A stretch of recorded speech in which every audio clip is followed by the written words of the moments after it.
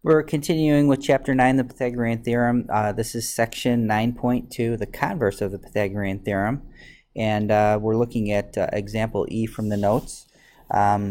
So we've got the square root of 30 as one of the sides, and the square root of 14 as another side, and 4 as the third side. So we don't really know which are the two shorter sides and which is the longest side. So usually in this case what I'll do, even though I'm going to use these values in my calculations, I need to know what these are approximately. So I'm going to plug square root of 30 into my calculator, and that turns out to be about 5.48.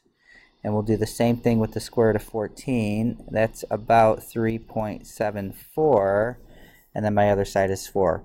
So now I can see that the two shorter sides, my A and my B, are 14, square root of 14, and 4.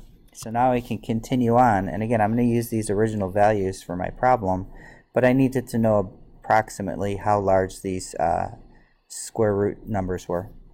So I've got A squared plus B squared, so we'll just let A be the square root of 14, so that's the square root of 14 squared, plus 4 squared.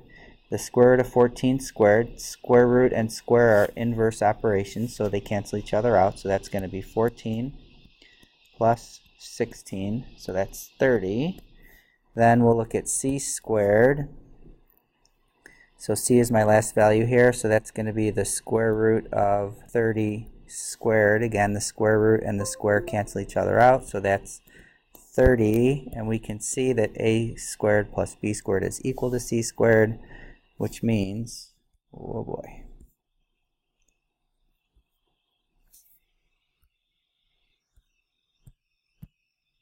here we go, that we have a right triangle.